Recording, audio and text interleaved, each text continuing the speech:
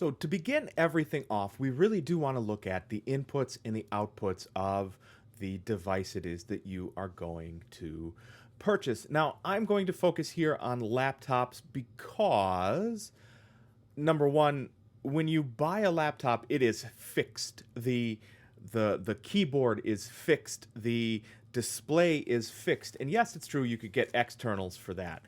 But that's not what you were looking for in the first place. When you are buying a laptop, you are looking for the best experience that you can get with that device for as long as possible because it's going to be traveling around with you. So you want to make sure that number one, the keyboard is of a size and that the keyboard is of a quality that you like. In the past, this is actually where Apple material has suffered the greatest kind of like PR nightmare.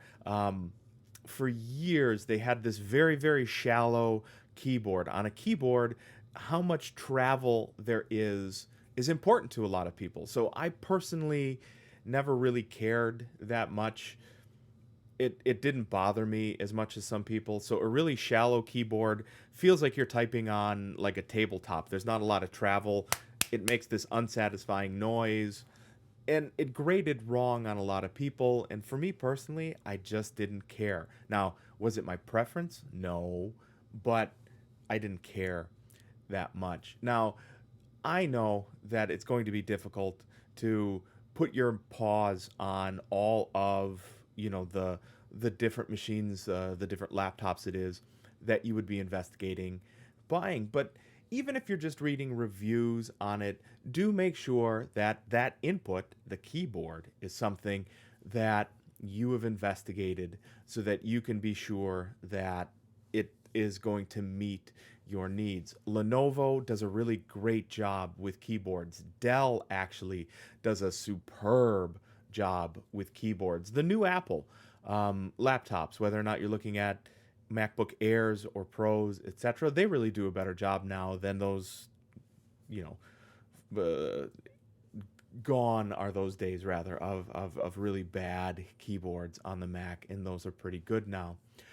So do make sure the keyboard is going to be good. Do make sure that the trackpad is going to be good.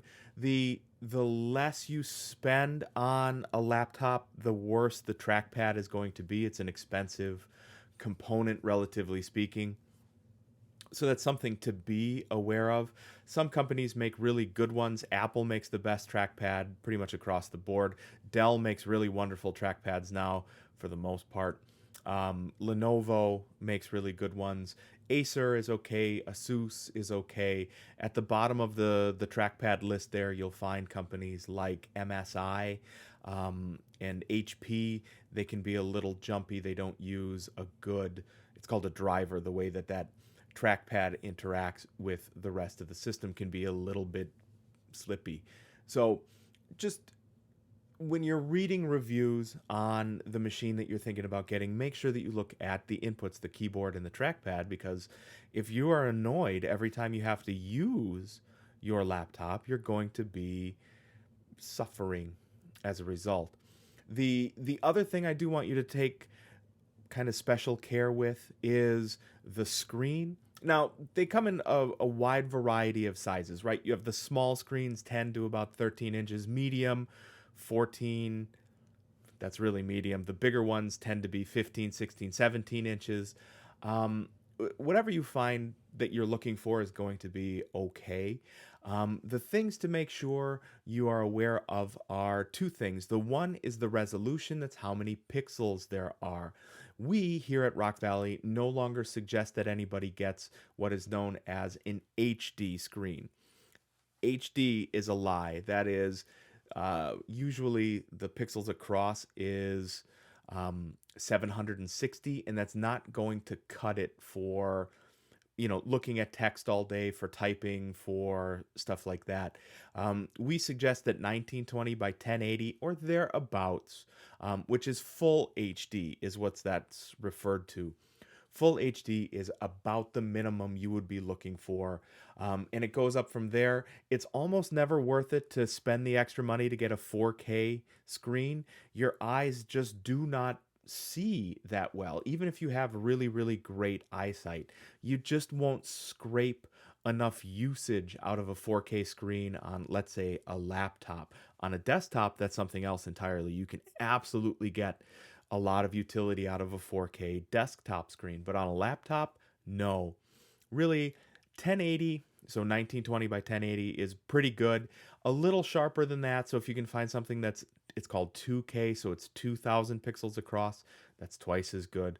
But 4K, 4000 pixels across, really not that necessary because you cannot see it. So those are the input things to be aware of. Those are on Macs, on PCs, and on Chromebooks. Is make sure that the keyboard and the trackpad is going to be acceptable. Remember, the less you pay, those keyboards and trackpads have a tendency to suffer. And then the screens, make sure that they have a proper amount of pixels on there. Rock Valley, we suggest 1920 by 1080 is the absolute bottom that you should look for there. Now, I did say that there are two things that you should look for in a screen. The other thing is brightness. You can always look this up. There's a really great site called Notebook Check. You will see that down in the resources link at the very bottom. And for the laptops that they test, they tell you how bright they are. The absolute bare minimum brightness is 300. It's called a nit. N-I-T is the brightness value that we use for computer screens and television screens, as a matter of fact. 300 nits is the absolute lowest you want to go. There are absolutely laptops that you can walk into a Best Buy now and order or buy that have fewer nits than that, and you are going to be really disappointed if you are in a bright classroom or a well-lit classroom, because they are not going to be bright enough for you to see comfortably. 300 nits is the bare minimum. 350 is really the bare minimum if you're going to have an office that is well lit. You can see all that light behind me there. I have it's a Lenovo laptop that has 350 nits of brightness on a 1080p screen. And if I am sitting back here, slouching and trying to do some work, it can be really very, very hard to read what's going on there. At the very, very top of the game, Apple and Dell both have 500 plus nits of brightness on a lot of their screens, and those are going to be really easy to see in bright daylight. They're going to be easy to see in an office, outside, every place else. So the first thing before you start squibbling about what the internals of a laptop purchase are going to be is what are the inputs for that laptop.